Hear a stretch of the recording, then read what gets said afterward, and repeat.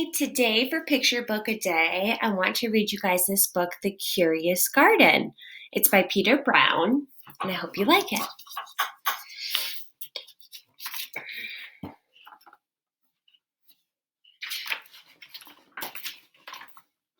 The Curious Garden. I'm going to try to get close because the pictures are fabulous. Okay. There was once a city without gardens or trees or greenery of any kind. Most people spent their time indoors. As you can imagine, it was a very dreary place.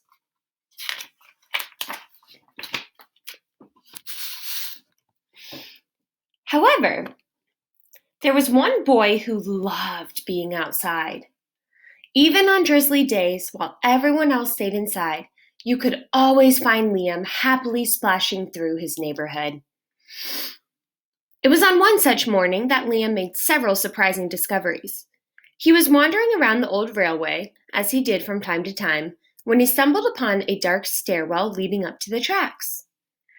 The railway had stopped working ages ago, and since Liam had always wanted to explore the tracks, there was only one thing for the curious boy to do.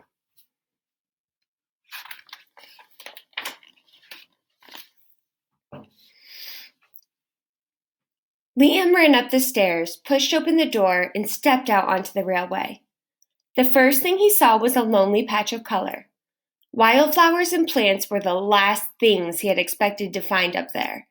But when he took a closer look, it became clear that the plants were dying. They needed a gardener.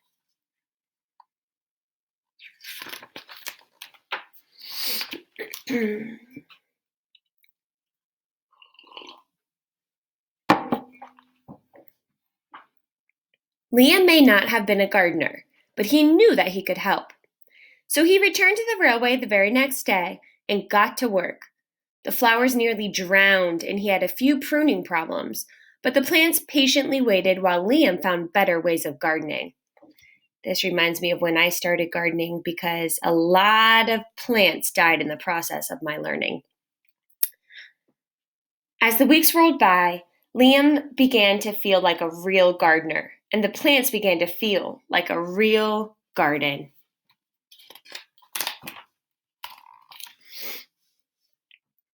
Most gardens stay in one place, but this was no ordinary garden. With miles of open railway ahead of it, the garden was growing restless. It wanted to explore. The tough little weeds and mosses were the first to move. They popped up farther and farther down the tracks and were closely followed by the more delicate plants.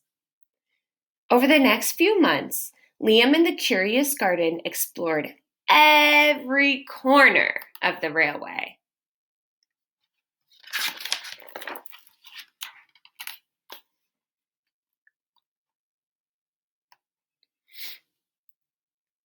I love how the illustrations can tell so much of this story. And I know you guys are like picture experts. You guys always pick up on the hints that the illustrator's leaving for us. And you guys really critically analyze the photos. And what a great opportunity to do that here. Sage is talking. I don't know if you can hear her. Do you see them just kind of creeping over? Can't wait to hear what you guys noticed about the pictures. After spending his spring and summer and autumn with the garden, Liam's time on the railway was finally interrupted by winter. Heavy blankets of snow fell on the city that season. And for the first time since he'd become a gardener, Liam could not visit the plants.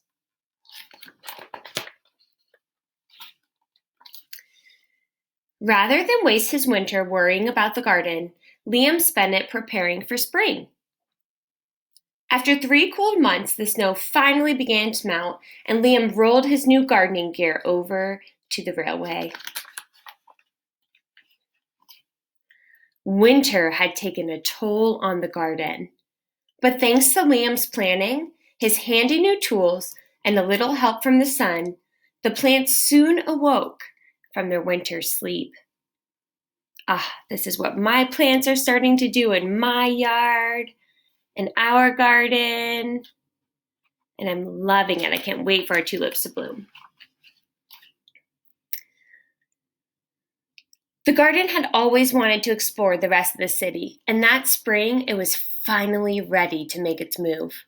Once again, the tough little weeds and mosses set out first. They popped up farther and farther from the railway and were closely followed by the more delicate plants. The garden was especially curious about old, forgotten things. What a fun picture.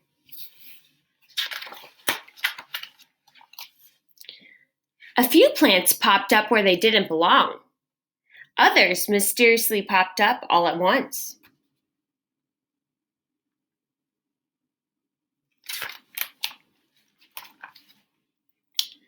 But the most surprising things that popped up were the new gardeners.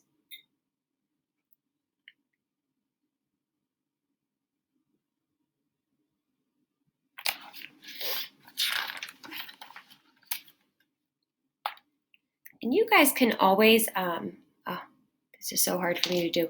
You guys can always pause it on the video if you want to get a closer look, or maybe try to zoom in. I'm not sure if you're able to do that. You guys would know better than me. So much to the pictures. Many years later, the entire city had blossomed. But of all the new gardens, Liam's favorite was where it all began.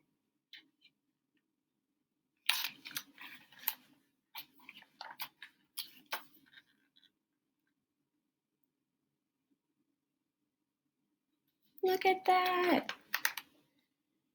Beautiful. Okay, I'm going to read the author's note because you guys know I love the author's note. Okay, author's note.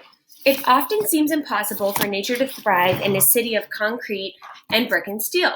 But the more I've traveled and the closer I've looked at the world around me, the more places I've realized that nature is always eagerly exploring the places we've forgotten.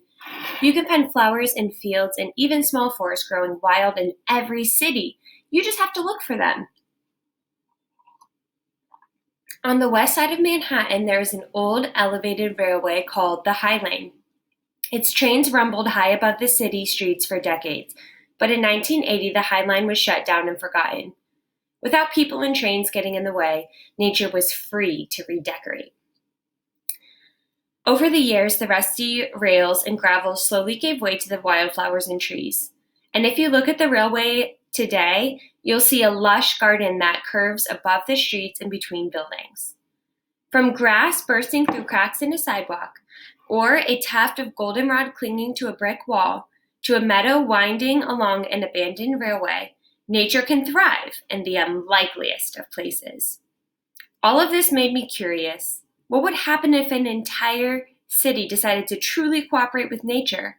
How would that city change? How would it all begin? I love that that Peter Brown, the author, ends on questions, especially with the title, The Curious Garden, kind of like invites you to be curious along with him. And so I like that he kind of ends with some questions to get you curious and thinking. And what a great time. This book talks a lot about being in a city and people being inside or busy and all of that. And I kind of relate that to the times now. And I'm wondering, I know for me, I'm going to go outside and make a little corner garden bed in our front bed this morning, and I have big garden plans. So I'm wondering, even if you live in an apartment or don't have a yard yet to work with, I know in my apartment in Atlanta, I had a little windowsill where I planted like a few little flowers and herbs and things. So I don't know. It'll be interesting to see what you guys come up with or ideas that you have to make these kind of dreary, rainy days maybe a little bit brighter. So talk to you guys soon. Bye.